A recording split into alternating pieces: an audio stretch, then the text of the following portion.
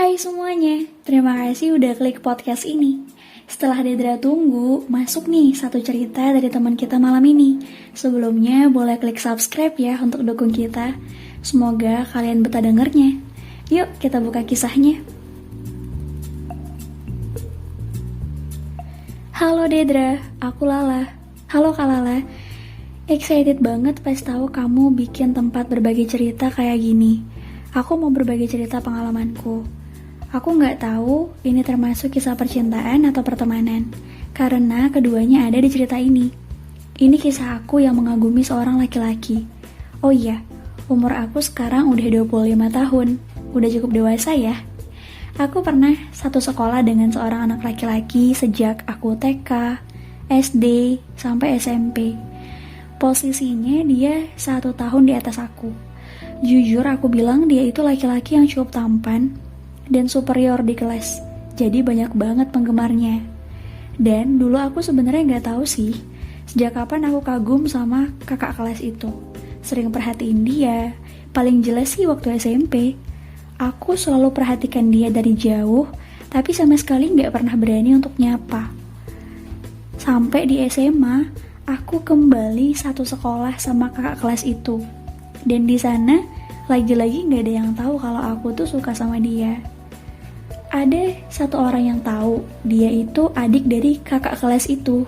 Dan adiknya itu terang-terangan bilang ke aku kalau dia nggak suka ngelihat kakaknya deket sama temennya. Kesel nggak sih?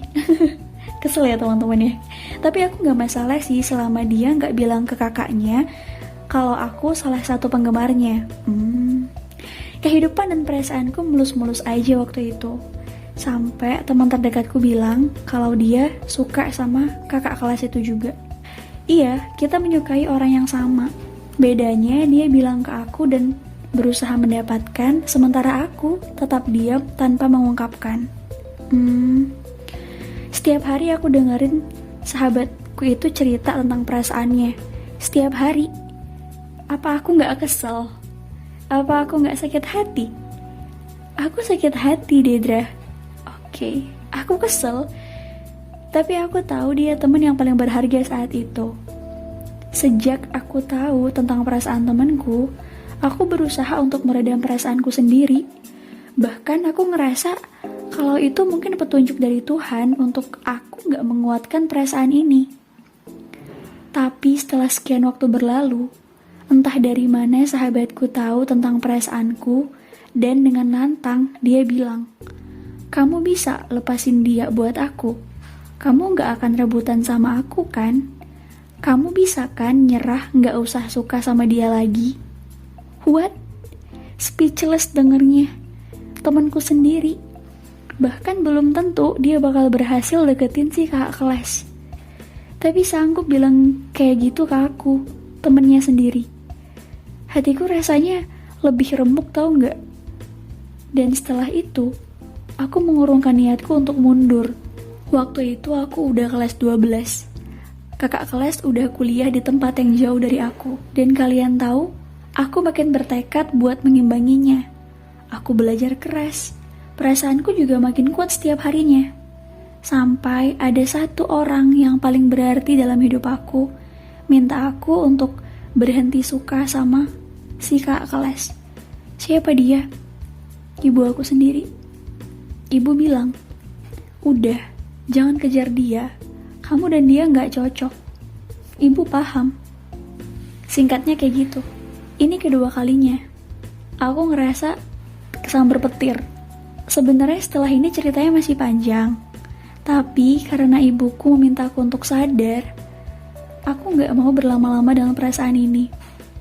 Kalian perlu tahu, kalau aku udah bertahan dengan perasaan ini lebih dari 10 tahun. Sekarang aku merasa ini udah lebih dari cukup. Kalaupun aku diberi kesempatan untuk mengungkapkan perasaan itu, aku akan bilang kalau aku udah cukup dengan semua ini dan aku udah siap untuk melepaskanmu dengan sangat rela. Sorry ya deh, ceritanya kepanjangan. Enggak kok. Sebenarnya ya lebih panjang dari ini, tapi singkatnya seperti itu. Dan by the way, thanks udah mau dengerin cerita ini. Teman-teman Dedra baca ceritanya tuh sambil senyum-senyum sendiri, sambil ngebayangin kisahnya Kak Lala itu seperti apa gitu ya. Dan thank you banget buat Kak Lala yang udah berbagi cerita sama kita. Menurut aku, keputusan Kak Lala untuk merelakan itu udah tepat banget sih. Karena sebenarnya gak ada alasan untuk kita menunggu lebih lama dengan perasaan sepihak. Dan untuk kisah pertemanannya, turut sedih sih. Ya semoga kita semua, Kak Lala dan teman-teman bisa ngedapetin sahabat, bisa punya hubungan persahabatan yang bener-bener persahabatan, bukan hubungan yang mudah retak karena masalah yang sepele.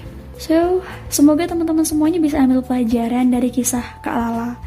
Kalau rasa suka itu biasa, suka itu fitrah manusia.